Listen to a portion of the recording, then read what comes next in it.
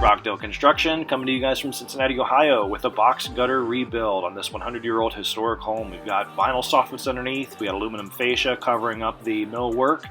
On top, we've got an asphalt shingled roof with ice and water underneath of that, OSB, and we have a peel and stick, foil-backed EPDM rubber liner that goes into the box gutter and up onto the roof, and yet another layer of roofing, the original tin, underneath all of that.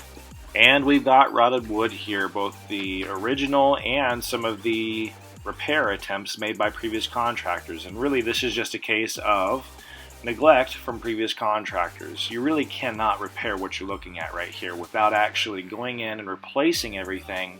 And that's exactly what we've done.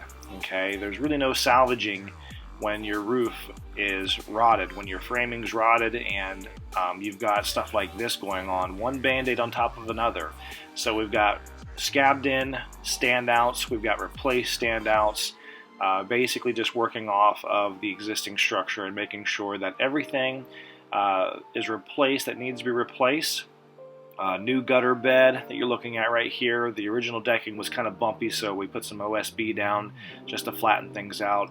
We've got high temp corrugated ice and water specifically designed for metal roofing here. It's a very exciting product you're looking at right here. We'll talk about more later, but on to the restoration work. I get excited whenever we've got fascia and crown mold that's salvageable, which is what we have right here. It's pretty rare that this is the case. A lot of times we end up just taking this and just completely rebuilding it with box store crown molding. And so I get excited when we see these types of scenarios where I can come in. And what I do here is I'm just basically closing up all the gaps, bringing everything back tight together. I'm using both ring shank nails and screws galvanized. Okay, it's very important that we do that. And the reason for that is we want to bring back some of the structural integrity to this product, even more so than what it was when this was originally built. And whenever you're painting things, you got to fill in gaps, flatten everything out for this to look right. And this is really just the essence of restoration work when you're talking about rebuilding box gutters. It's a lot of tender love and care and some really high quality oil-based primer. And this is a Sherwin-Williams primer right here. This stuff is absolutely fantastic. Just 2 coats of this is all this required. And this old wood really soaks this stuff up. But man, it finishes nice. And it's really nice if you can maintain the unique crown mold profile, which is what we've done here. And here, I'm just putting everything back together. I'm using galvanized screws, and that's going to keep everything snugged up tight for many decades to come. And that'll prevent these pieces from backing out and pulling apart in the decades to come. Now, cool story, the current homeowner's father was the previous owner, and in memory of him, she had some paint work done with yellow being his favorite color, and with some red crown mold just to accent everything. And when I took these colors down to Sherwin-Williams, they immediately recognized these as being historically accurate. And we pulled these colors from their colonial palette, and it was absolutely stunning and a very close match to what she had originally picked out. It's not very often that happens, and here we're rebuilding the soffit. We opted to not try to replace this with beadboard to match what was existing. This is a scenario where modern building science dictates that we change things a bit. And what we have is a dead airspace over a heated airspace, which is a recipe for condensation and humidity to form. And so what you're looking at here is a perforated C-channel galvanized steel that I have toe-nailed into some soffit material. And this is going to provide the airflow that we need in order to make sure this functions properly. And I'm just tapping everything into place right here. Another note I'd like to make is we pride ourselves on safety and being economical, and so we've gotten away from pneumatic tools and core-driven tools just for the simple fact that we don't have to. We no longer have to worry about tripping over air compressor lines or extension cords, and it just makes things so much more manageable for us. And here we're installing the crown mold. Everything's going in nice and tight, and then once we put everything up, we went back and caulked everything again and repainted everything with one last coat of paint just to touch things up. And here we're putting the final piece of crown molding in just before we get ready to put the inlet in the soffit, which is what I'm doing right here. In previous videos, when we did the original tear-off, I showed you folks the inlet, which is where the water dumps into the downspout. It was only a 2-inch pipe, whereas you can see right here, this is 4 1/4 inches. So huge improvement. Here you see the original inlet, and you can imagine having a roof like that underneath of pine trees and maple trees, and the leaves getting clogged in that opening. And so we're going to actually come in here and increase the size of the inlet by double. And I'm using a mask lip bending tool here to start my inlet. And I'm going to mechanically seam this to my inlet as opposed to caulking and screwing or caulking and riveting or even solder. Okay, because the reason why that's so important in this case is we're using a pre-finished metal product. The metal liner that you're going to see that's going to go inside the box gutter and the metal roof is a product called Galvalume. Okay, so it's a zinc aluminum alloy coating that goes onto a steel coil. And then after that, it's painted, and they use a baked-on SMP finish, which has like a 25 or a 30-year warranty on it. It's just an outstanding pre-finished product. And you can see I've mechanically seamed that inlet to the bottom of my box gutter liner. No need for solder or anything else. And this is going to last for as long as this material maintains its structural integrity, which is fantastic. And here's a nice little reveal. Now we start on our second piece. Okay, we're using some highly specialized tools. As you can see here, we're freehanding our bead for our fold. We've got a tool here that forms what's called the pig's ear. Okay, and what that is we don't want to put any cuts in this corner because this box gutter is going to hold water, and so that water would have to fill all the way up past the top of that in order to flood beyond it. And that's just the absolute best principle. We're all about looking at, what was done in the past, how can we improve, rather than trying to fix things and trying to find shortcuts around. Like for example here, most contractors would just use ram set nails and caulk these flashing pieces right into the wall.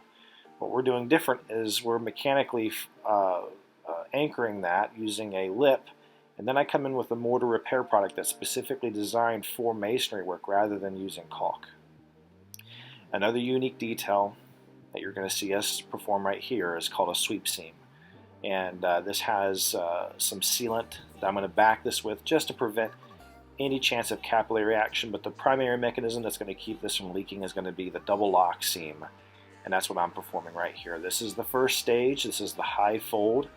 Okay, and I'm folding that metal over, and I've got plenty of videos you can reference in our library to see how this is done in detail. But suffice it to say, we have a 2-stage fold.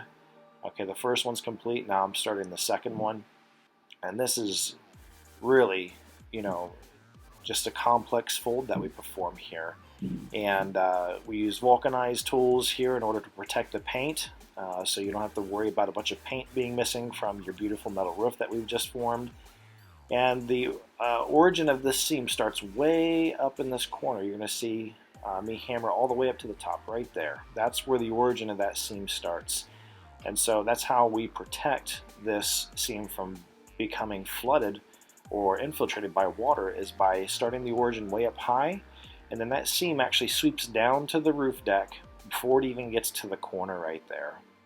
And that's absolutely critical, because what I'm going to do is I'm going to complete this double lock, as you can see right here, and then the next thing I'm going to do is I'm actually going to take my hammer and we're going to flatten this seam to allow water up and over without being retained or dammed. And that's absolutely critical to make sure that this thing is going to function properly. And we flood checked this afterwards, and it flowed beautifully. And here I'm going to fold a return on this box gutter liner.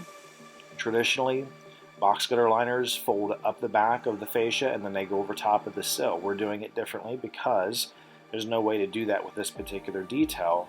And so again, just for good measure, we seal this particular part of the box gutter liner just to prevent any capillary action, and then I'm going to go ahead and fold on what is essentially a parapet wall cap. And it's just a single fold, locked on, and the finished product is absolutely stunning. We were very thrilled with how this turned out. Here's a nice reveal for you guys, just a little sneak peek. And then and we just continue this all the way around the roof. And my miters that you see right here, where these two sections join, is going to be a double locked standing seam, and we're just treating this this particular detail right here by putting a drip edge underneath and folding it over the nose, and then here we're double locking the miter together. And this is, again, this detail right here you can see in several of the videos that we've produced over the last couple of months, but just absolutely gorgeous. A hidden pig's ear right there in that corner, and also in that corner. Just an absolute rock solid bulletproof scenario here. Very excited to show this off. It's not just beautifully executed, but also time honoring. What we got here in front of us is a finished bay window roof and box gutter rebuild. Now if you look here, you can see we've had some misting and some rain off and on today. Very happy to see that there's no standing water in the liner down here, which is what we look for. And so we know that there's good flow in this box gutter. We've actually mechanically seamed everything together. Okay, that's a little different than what you normally see in a box gutter. Plate soldered and then painted afterwards. We like this method just simply because we don't have to worry about any solder joints failing, and we got a nice pre-painted product we can work with here. And so we got a color palette of about 24 colors that we can offer our clients. Okay, now these are pinched wall seams right here, and we have a sweep seam here at the wall as well. You notice there's no cuts, there's no Z flashing that you see on snap lock standing seam roofs. And then our hip seam over here is also mechanically seamed right into the roof. Okay, down there in the corner you can see we've got a kick out. Okay, that's all one piece. Super thrilled with the way this roof turned out.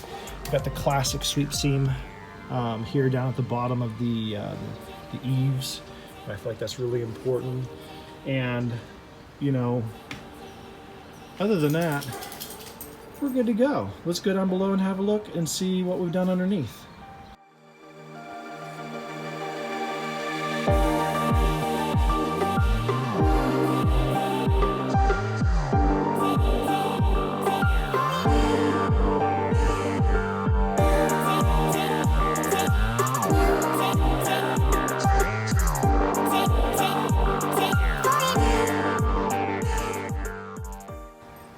A note about this leaf chute right here. These are made in Germany. When I opened this thing up, here's what I found. It leaves, and we got a grate here in the back that separates out any large debris that comes down your downspout. What that does is it saves your discharge lines from getting clogged up. Okay, and this is a 24 gauge steel frown downspout. You can see it ties into our box gutter. We'll be getting to the upper roof sections at some point in the future, but for the time being, this is what we have. The other thing I want to point out to you guys is the mounting hardware. Okay, you can see this is actually through bolted with I think it's like a 4-inch bolt that goes into the wall there. And it's just absolutely rock solid. If you've seen the downspout straps that go on corrugated aluminum downspout gutters, you know that there's just no comparison in the quality. These are actual steel brackets here. Okay, they got a hinge on the other side, and they're actually bolted into the wall. Sometimes I'll use sleeve anchors depending on the masonry situation. But other than that, that's our downspouts. Nice generous 4-inch pipe to allow leaves and debris to pass through. My inlet's 4 inches as well because we've got leaves and trees overhead. We got a pine tree here, we got a maple up here behind us, and that's how you know, we approach these types of situations with a little bit of forethought and just a little bit of ingenuity goes a long ways.